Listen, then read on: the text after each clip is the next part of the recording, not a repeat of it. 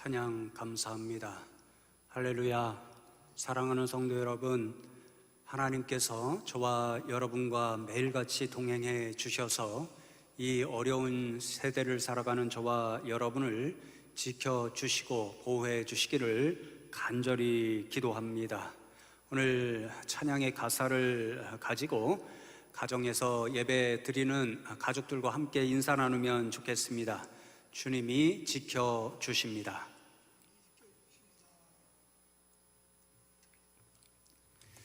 또다시 대면 예배를 드리지 못하는 그런 상황이 되어 버렸습니다.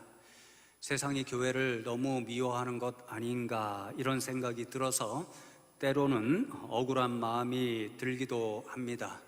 그래서 더 성도님들을 뵙지 못하고 이렇게 텅 빈 예배당에서 예배하고 설교하는 것이 너무도 속이 상하기도 합니다. 그런데 가만히 교회의 역사를 돌아보면 이렇게 세상이 어렵고 이웃이 어렵고 나라가 어려울 때에 먼저 세상을 돕고 또 이웃을 사랑했던 공동체가 교회 공동체였다라는 것을 우리는 발견할 수 있습니다. 중세의 흑사병이 전 유럽을 뒤덮었고 수많은 사람들이 그 병에 걸려서 고통당하는 그런 현실이 있었습니다. 수많은 사람들이 그러한 이웃의 고통을 보고 두려움에 사로잡혀서 그들을 피하고 말았습니다. 그러나 교회 역사를 보면 교회는 예수 그리스도의 그 희생 정신과 사랑을 가지고 그러한 고통당하는 사람들에게 가까이 가서 위로와 사랑의 손길을 내밀었고, 그래서 교회가 세상을 감동시킬 수 있었습니다. 우리나라에서도 일제강점기 때에 수많은 백성들이 고통당하고 한숨을 지을 때에 교회가 하나님의 사랑으로 그들에게 다가가 위로와 사랑의 일로 함께했고, 또 3.1 만세운동과 나라 독립운동의 앞장섬으로 세상이 교회를 환영할 수 있게 되었고, 그것이 교회 부흥의 기초가 되었습니다. 비록 오늘날 우리가 이런 현실 가운데에 억울함과 아쉬움을 때때로 느끼지만 저와 여러분이 교회 역사에서 보여주었던 이런 교회의 모습을 닮아서 누구보다도 안전수칙을 지키고 또 어려운 이 나라와 이웃을 위해 하나님 앞에 기도하며 살아가는 저와 여러분 되기를 간절히 바랍니다. 그리고 사랑하는 성도 여러분, 이렇게 어려운 때일수록 오늘 야고보 사도가 저와 여러분에게 권면하고 있는 것처럼 하나님을 가까이 하시는 영적인 이 일에도 집중해 주시기를 바랍니다. 하나님을 가까이 한다는 이 말은 하나님을 너무 좋아해서 하루도 하나님과 함께 하지 않으면, 또 하나님과 가까이 교제하지 않으면 살아갈 수 없다 하는 것을 고백하는 믿음입니다. 그래서 하나님을 가까이 한다는 이 말씀은 우리가 흔히 사용하는 것처럼 하나님과 교제한다, 하나님과 사귄다, 하나님과 연합한다, 이런 뜻을 가지고 있습니다. 여러분, 이렇게 하나님을 가까이 하는 것이 우리의 영적인 건강의 가장 기본적인 요소임을 우리는 기억해야 합니다. 하나님을 우리가 가까이 하면 가까이 할수록 우리의 영혼이 날마다 새로워지고 우리의 영적인 건강이 더 튼튼해집니다. 그러나 하나님을 가까이 하지 못하고 하나님을 멀리하면 멀리할수록 우리의 영혼은 병들게 되어 있고 결국에는 죽을 수밖에 없다는 이 두려운 사실을 기억하여 주셔서 이 어려운 때일수록 우리 믿음의 사람들은 영적인 건강이 더 필요하다는 사실을 깨닫고 더 열정적으로 하나님을 가까이 하며 살아갈 수 있는 저와 여러분 되면 좋겠습니다. 여러분, 주중에 어떤 한 성도님께서 전화를 주셔서 이제 안전수칙을 지키며 한 30분 동안 신방하며 대화를 나눌 수가 있었는데요, 그분의 고백이 아마 다 저와 여러분의 고백이 되는 줄로 믿는데요, 고백하시기를 이렇게 어려운 상황이 되어서 더 열심히 교회 나오지 못하고 또 하나님 앞에 마음껏 찬양하고 기도하고 예배하지 못하고 성도님을 섬기고 봉사하지 못하니까 자신의 영적인 상태가 점점 더 약해진다는 것을 고백하셨습니다. 그리고 더불어서 이렇게 코로나19로 인해서 우리의 육적인 건강을 염려하며 건강이 중요하다는 것을 깨달으면 깨달을수록 믿는 사람들은 그만큼 더 영적인 건강이 소중하다는 사실을 깨달았다, 이렇게 말씀해 주셨습니다. 사랑하는 성도 여러분, 다들 그렇게 생각하고 계시는 줄로 믿습니다. 영어에 out of sight, out of mind라는 격언이 있습니다. 우리가 서로 보지 않으면 그만큼 마음이 멀어진다, 그런 뜻입니다. 여러분, 인간관계도 그렇듯이 하나님과의 영적인 관계도 그렇습니다. 우리는 믿는 사람이기 때문에 매일같이 하나님을 가까이하며 하나님과 함께 살아야 하는 인생들입니다. 그러나 그렇게 하지 못하고 점점 더 하나님을 뵙는 일, 하나님을 가까이 하는 일을 하지 못하면 그만큼 하나님으로부터 멀어지게 될 수밖에 없고, 하나님을 가까이 해야 영혼의 건강이 든든해질 수 있는데 그렇지 못하면 우리의 영혼에 심각한 문제가 생길 수밖에 없다는 것을 꼭 기억하시고, 이렇게 어려우면 어려울수록 성도 여러분 개개인이 더욱더 말씀을 묵상하고 더욱더 기도하는 일을 통해서, 그리고 교회에서 제공해드리는 영상 예배를 통해서 하나님과 가까이하고 교제하시는 일을 더 힘써 주시기를 원합니다. 그래야 우리의 영혼이 강건해질 수 있고, 그래야 이 힘든 생활을 세상을 믿음으로 이겨낼 수 있는 저와 여러분이 되실 수 있습니다. 그래서 오늘은 본문 말씀을 통해서 우리가 왜 하나님을 가까이 할 수 없는지, 하나님을 가까이 하는 일에 방해가 되는 요소가 무엇인지, 그리고 야고보 사도의 교훈에 따라서 어떻게 하면 그러한 방해하는 요소들을 물리치고 하나님을 더 가까이 하는 영적 생활을 누릴 수 있는지를 함께 나누며 믿음으로 결단하는 시간이 되면 좋겠습니다. 먼저 하나님을 가까이 하는 일을 방해하는 두 가지 요소가 있는데, 첫 번째는 죄의 문제입니다. 오늘 야고보서 4장 8절 중반절에 보시면 야고보 사도가 죄인들아 손을 깨끗이 하라, 그렇게 권면합니다. 손을 깨끗이 한다는 말씀은 구약 성경을 배경으로 해서 들려주는 교훈의 말씀인데요, 제사장들이 이제 하나님께 예배하기 위해서 하나님의 성전에 들어갑니다. 그것은 무엇을 의미하냐면요, 하나님의 성전에는 하나님께서 임재해 계시기 때문에 예배하러 하나님의 성전에 들어간다는 것은 하나님을 가까이 하러 들어간다 하는 것을 의미합니다. 그렇게 제사장들이 하나님을 가까이 하기 위해서, 하나님 앞에 예배하기 위해서 하나님 성전에 들어가기 위해서 반드시 해야 할 일이 있었습니다. 출애굽기 30장 말씀에 보면 무엇보다도 제사장들은 손을 깨끗이 씻고 하나님 앞에 가야 했습니다. 왜냐하면 손을 깨끗이 씻는다는 그런 상징적인 행위를 통해서 하나님 앞에 나아가는 제사장들이 자신들에게 감추어진 죄를 깨끗이 씻어낸다는 믿음을 표현하는 일이었습니다. 왜냐하면 죄를 가지고 거룩하신 하나님을 가까이 할 수 없었기 때문이었습니다. 만일 대제사장이 대속죄일 같은 경우에 자신의 죄를 감추고 하나님 앞에 그대로 들어가잖아요. 그러면 거룩하신 하나님께서 그에게 벌을 내려주셔서 그 자리에서 죽음을 맞이하는 제사장들이 종종 있었습니다. 그렇기 때문에 하나님을 가까이 하기 위해서는 먼저 제사장들은 자신의 손을 씻음으로 죄를 먼저 해결받고 하나님 앞에 가까이 나아가야만 했습니다.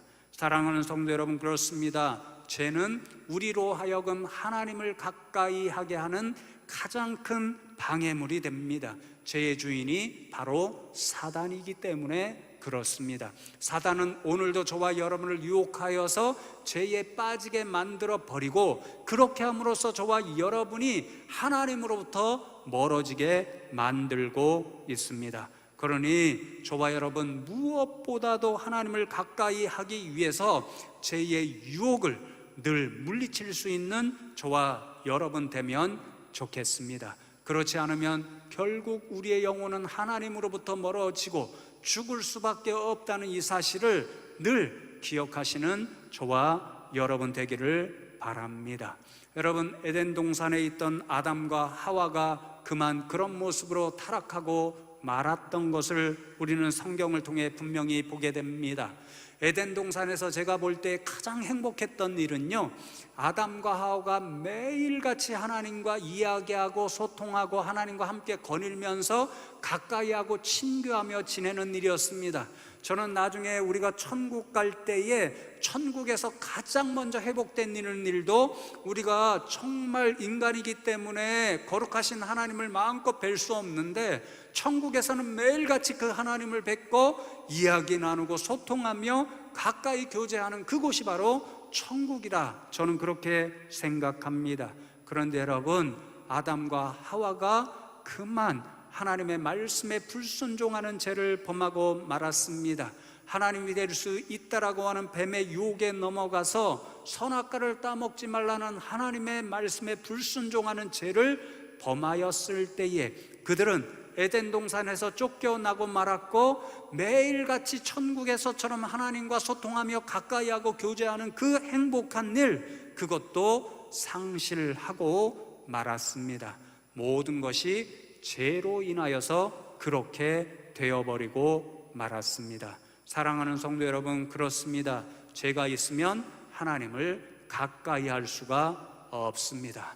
그러니 이 사실을 기억하시고 저와 여러분은 죄를 가까이 하지 않기를 바랍니다. 매일같이 세상으로부터 다가오는 죄의 유혹, 그것을 끝까지 이겨내시고 물리치셔서 하나님을 가까이 하고 그리하여 우리의 영혼이 하나님으로부터 늘 영원한 생명을 주는 그 은혜를 누릴 수 있는 저와 여러분 되면 좋겠습니다.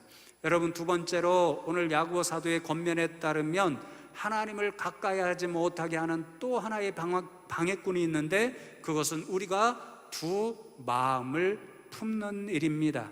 오늘 본문 야고보서 4장 8절 종반절 말씀을 보시면 두 마음을 품은 자들아 마음을 성결케 하라, 그렇게 권면합니다.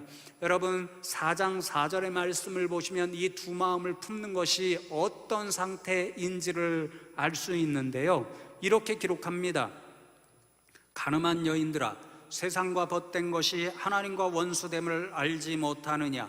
그런즉 누구든지 세상과 벗이 되고자 하는 자는 스스로 하나님과 원수되는 것이니라, 그렇게 말씀합니다. 두 마음을 품는다는 것은 영적으로 가늠하는 일입니다. 그래서 두 사랑, 하나님도 사랑하고 세상도 사랑하는 일입니다.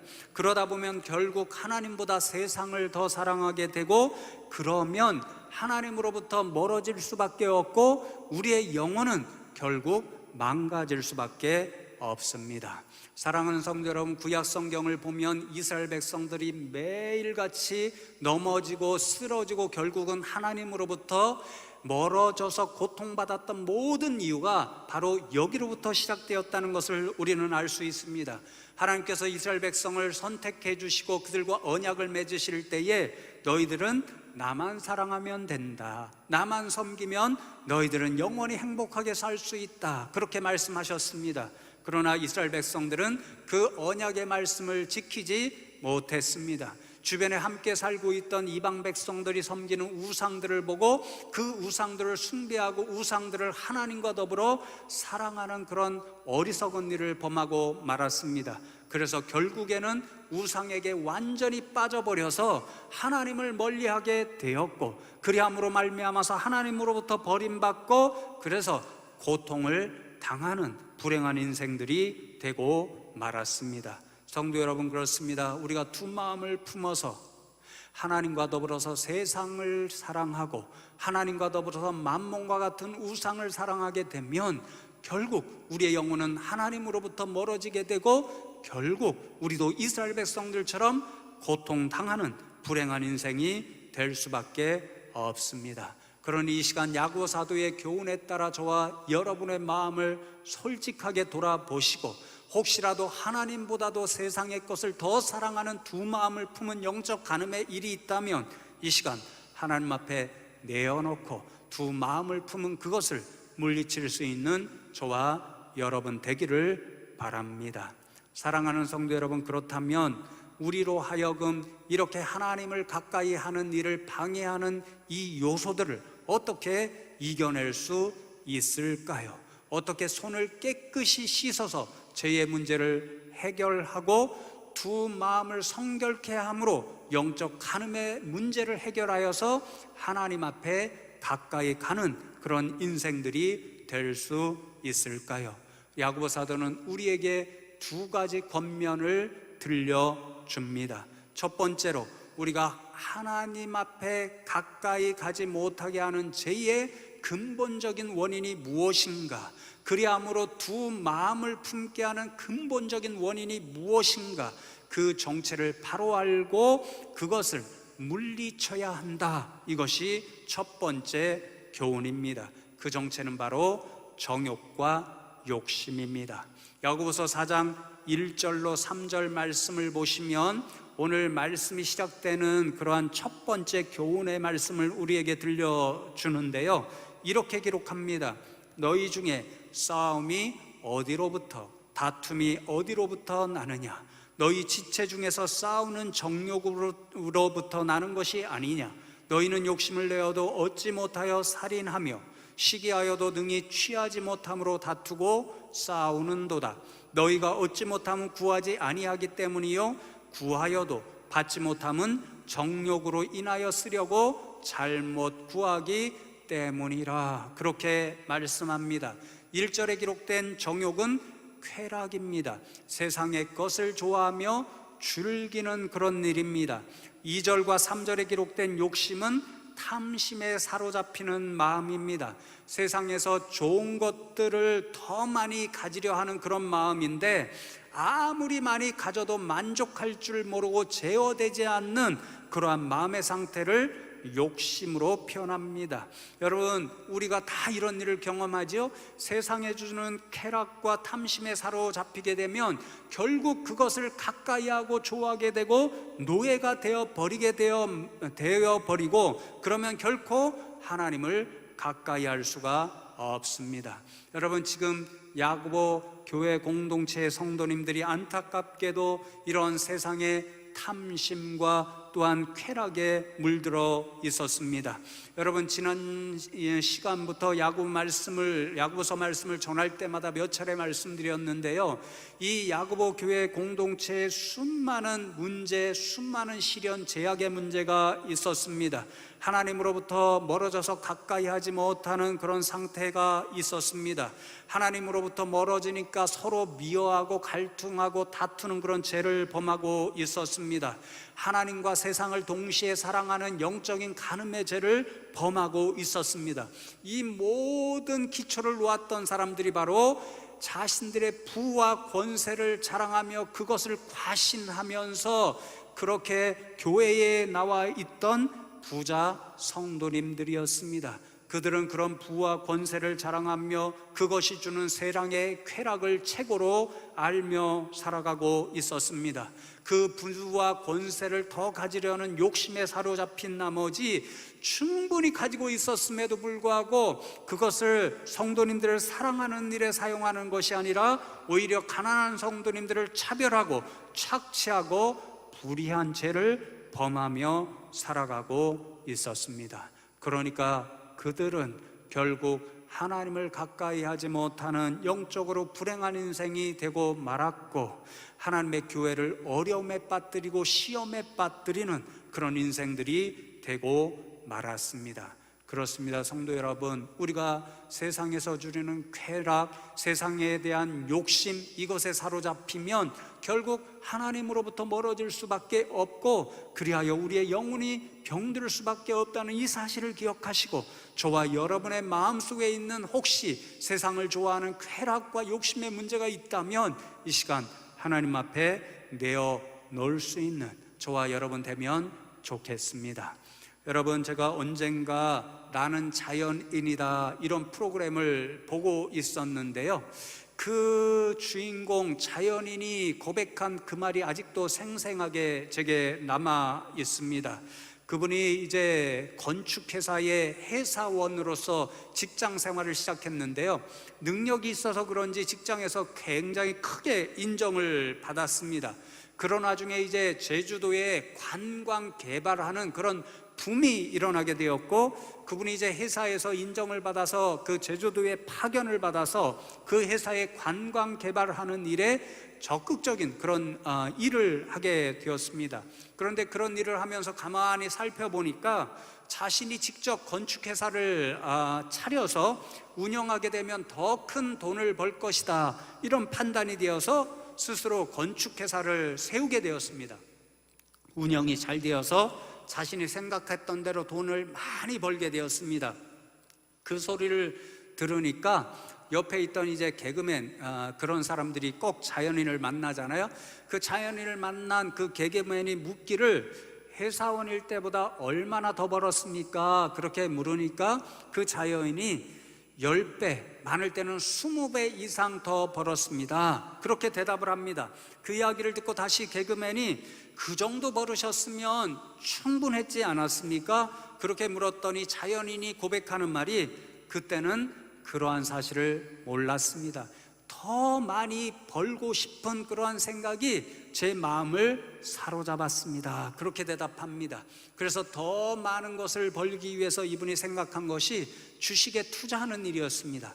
열심히 공부해서 주식에 투자했는데 자신이 투자한 그런 주식마다 소위 말하는 대박이 나서 엄청난 돈을 벌게 되었습니다.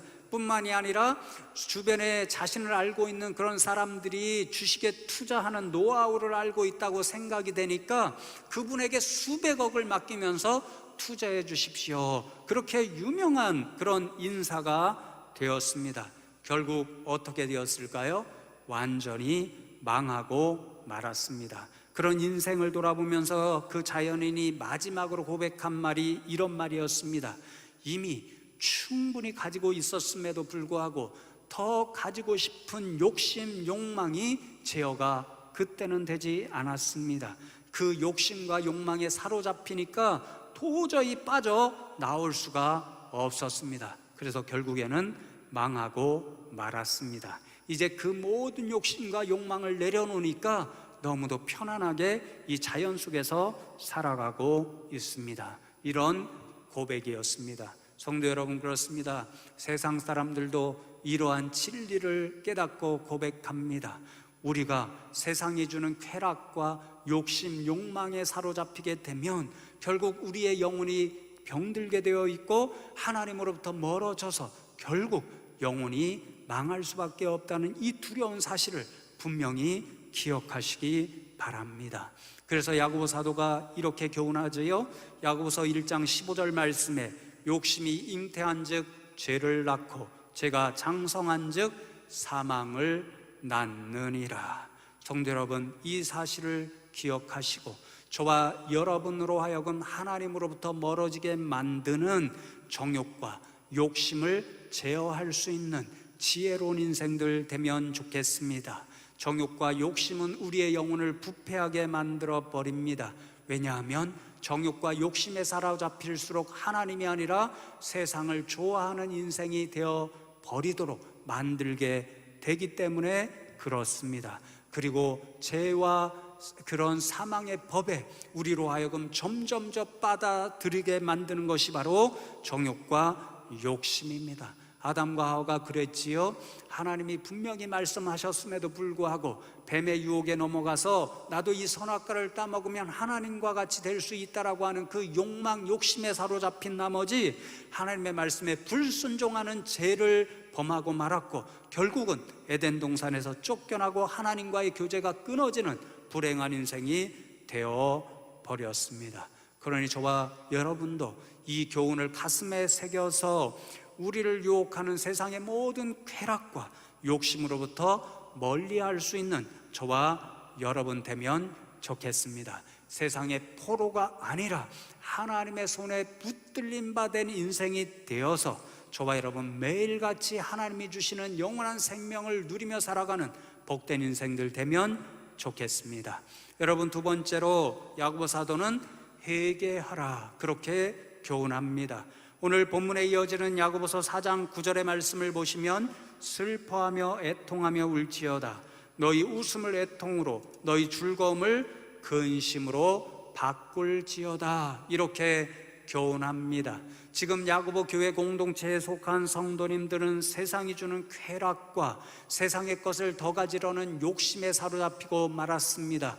그래서 하나님과 더불어 세상을 사랑하는 그런 영적 간음의 죄를 범하고 말았습니다.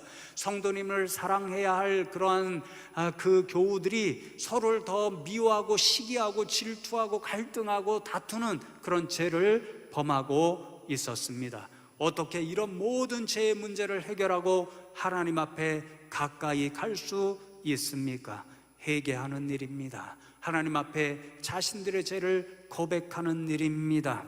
슬퍼하며 애통하며 울지어다. 이 교훈을 가지고 하나님 앞에 눈물로 나아가서 하나님, 제가 이런 죄를 저지르고 말았습니다. 하나님, 그러니 용서해 주십시오. 그렇게 부르짖으며 나아가라고 야고보 사도는 교훈합니다. 그때 하나님께서 용서해 주시고 그들의 영혼을 되살려 주시고 그리고 마침내 교회 공동체를 회복해 주실 것이기 때문에 그렇습니다. 사랑하는 성도 여러분, 그렇습니다. 죄인된 인생이 하나님 앞에서 용서받고 하나님으로부터 죽어가는 영혼이 다시 한번 치유받고 소성하는 은혜를 누리는 그 길의 시작은 오직 우리의 죄를 하나님 앞에 내어놓는 회개의 일밖에 없습니다. 그래서 예수님께서도 첫 복음을 선포하실 때 우리에게 회개하라, 천국이 가까이 왔느니라, 그렇게 말씀하셨습니다. 우리가 천국 백성으로 살아갈 수 있는 그 시작, 그 첫걸음은 오직 우리의 죄를 하나님 앞에 내어놓는 길밖에 없다는 것, 그것이 예수님의 교훈입니다. 여러분, 성경을 보면 그러한 인생들을 우리가 수없이 만날 수 있습니다. 대표적으로 다윗이 그러한 인생이었지요. 다윗은 밧세바와 간음하는 죄를 하나님 앞에 범하고 말았습니다. 그 죄를 감추기 위해서 자신의 가장 충성스러운 신하였던 우리아를 살인하고 말았습니다. 아무도 모른다고 생각했지만 하나님께서는 분명히 보고 계셨고 알고 계셨습니다. 그 하나님께서 선지자 나단을 다윗에게 보내주셔서 내가 죄인이다, 그런 말씀을 들려주셨습니다. 다윗은 왕의 관세를 가지고 나단의 입을 막을 수 있었습니다. 그러나 다윗은 그 말씀이 하나님께서 들려주신 그런 말씀인 것을 알고 자신의 모든 죄를 하나님 앞에 고백하며 나아갈 수 있었습니다. 그렇게 자신의 모든 죄를 하나님 앞에 내어놓는 회개의 심정을 표현하여 지은 시편이 유명한 시편 50편의 말씀입니다. 그 50편의 말씀 가운데 가장 유명한 구절이 17절의 말씀인데 이렇게 기록이 되어 있습니다. 하나님께서 구하시는 제사는 상한 심령이라. 하나님이여, 상해하고 통회하는 마음을 주께서 멸시하지 아니하시리이다. 다윗이 죄를 저지르고 하나님 앞에 회개하며 나아간 그 모든 삶을 돌아볼 때 깨달은 한 가지 신앙의 진리는 바로 죄를 저지른 인간이 다시 하나님 앞에 가까이 갈 수 있는 유일한 길은 오직 자신의 죄를 하나님 앞에 내어놓고 회개하며 하나님으로부터 용서를 받는 길밖에 없다는 것을 오늘도 저와 여러분에게 생생하게 들려주고 있습니다. 여러분, 우리나라 교회 역사도 분명히 그런 사실을 보여줍니다. 우리가 잘 알고 있는 길선주 목사님이 그러한 사실을 분명히 보여주고 있지요. 1907년 평양으로부터 시작된 교회 대붕의 운동, 그 역사의 시작점이 길선주 목사님의 회개였다는 것을 우리는 분명히 알고 있습니다. 평양 장대영 교회에서 당시에 약 2주간 진행되는 그런 부흥 집회가 있었는데 일주일 이상 말씀과 기도와 찬양으로 하나님 앞에 나아갔는데 아무런 은혜의 역사가 교회 가운데 성도님들 가운데 나타나지를 않았습니다. 그렇게 시간이 지나고 어느 날 저녁 집회 때에 길선주 목사님이 말씀을 전하는 그 순간에 갑자기 일어나셔서 이 모든 것이 나 때문입니다. 나는 하나님 앞에 죄를 범한 인생입니다. 그 죄를 감추고 있었습니다. 그 죄 때문에 하나님께서 우리에게 은혜의 역사를 부어주시지 않습니다. 모든 것이 나 때문입니다. 그렇게 회개하며 나아갔습니다. 그 회개의 음성을 듣고 그 자리에 있던 모든 교우들이 앞다투어 일어나면서 내 죄 때문입니다. 아닙니다. 내 죄 때문입니다. 그렇게 부흥의 운동을 일으켰고 그 회개의 운동을 일으켰고 그 회개의 불꽃이 전국으로 퍼져나갔을 때에 하나님께서 교회에 부흥이라고 하는 은혜를 주셨습니다.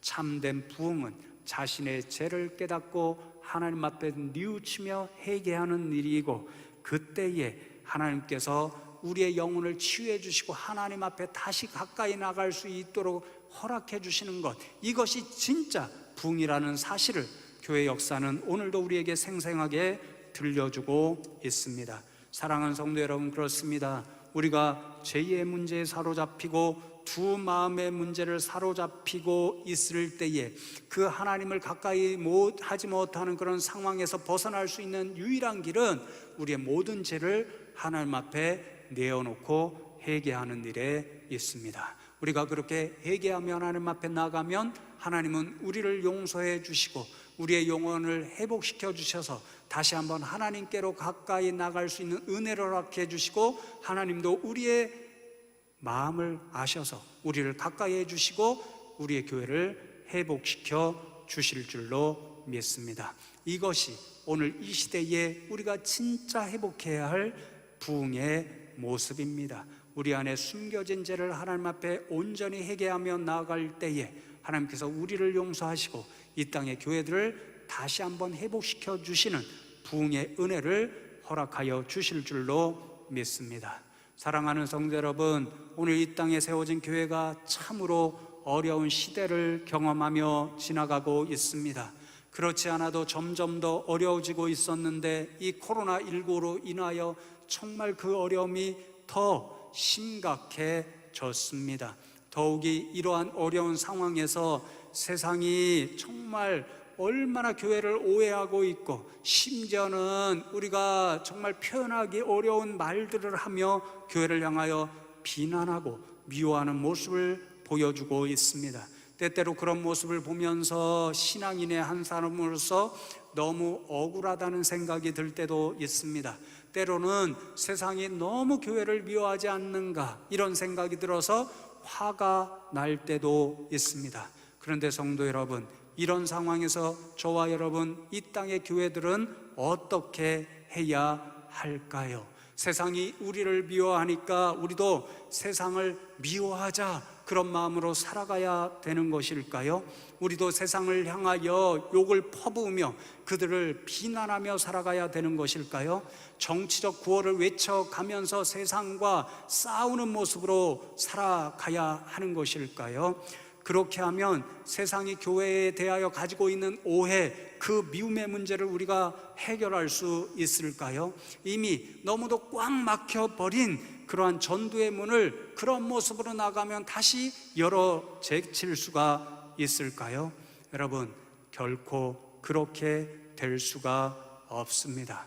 그러면 우리는 어떻게 해야 할까요? 오늘 야고보 사도가 들려주는 것처럼 우리가 이렇게 세상으로부터 미움을 받고 비난을 받고 어려움을 당할 때일수록 우리 자신의 모습, 이 땅에 세워진 교회들의 모습을 먼저 돌아보고 성찰해야 합니다.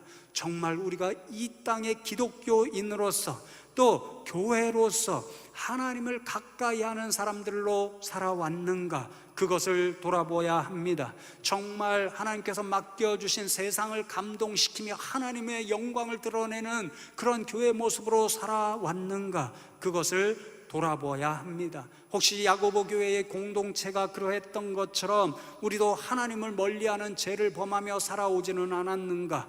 혹시 우리도 세상과 더불어 하나님을 사랑하는 영적 간음의 죄를 범하며 살아오지는 않았는가? 그 모든 것을 덕고람되어 지금도 살아계셔서 저와 여러분과 이 땅의 교회를 살펴보시는 하나님 앞에서 솔직히 돌아보는 모습이 먼저 일어나야 합니다. 만일 한 가지라도 저와 여러분 자신의 모습에서 또 이 땅의 교회들의 모습에서 하나님이 싫어하시는 부족함과 나약함과 제약된 모습이 드러난다면 오늘 야고보 사도가 권면하는 것처럼 먼저 눈물로 상해하고 통회하는 그런 심정으로 하나님 앞에 회개하며 나아가야 합니다. 그때 하나님께서 우리를 회복시켜 주시고 이 땅을 회복시켜 주시고 이 나라 이 민족을 위해 이 땅에 세워진 교회들에게 다시 한번 거룩한 부흥의 은혜를 내려주실 줄로 믿습니다. 그러니 우리가 회복해야 할 진짜 부흥의 일은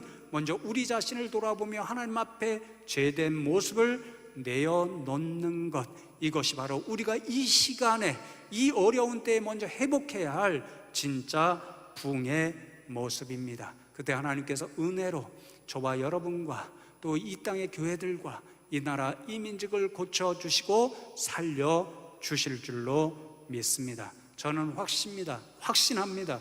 이것이 바로 성경이 보여주는 분명한 진리의 모습이고 또한 교회의 역사가 생생히 보여주는 교훈이고 하나님께서 통치하시는 세상의 역사가 보여주는 명백한 사실입니다. 그러니 저와 여러분 비록 어려운 때를 살아가고 있지만 이런 믿음으로 먼저 저와 여러분 안에 하나님을 가까이 하는 영적인 부흥의 일, 우리의 제된 모습을 온전히 하나님 앞에 내어놓고 용서를 구하는 회개하는 일, 이런 부흥의 일들이 먼저 일어날 수 있는 저와 여러분 다 되시기를 주님의 이름으로 축복합니다.